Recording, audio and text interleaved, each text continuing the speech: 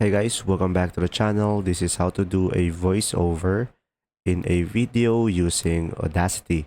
So guys, first thing that you will do is simply go ahead and go for the audio setup, and after that go for the recording device and make sure to have your microphone selected on the recording device, and you can also set the playback device.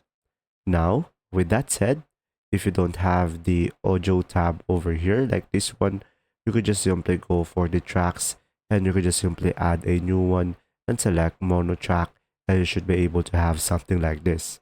Now, once everything is set up, you could just simply click on record.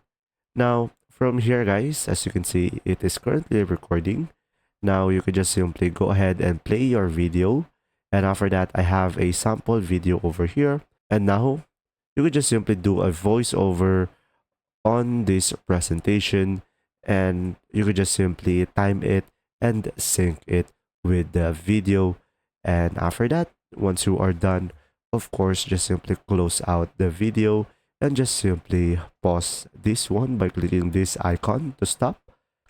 Now guys, you could just simply go ahead and select the part where you did your voiceover, and after that go for this one over here, edit, go for remove special, go for the trim audio.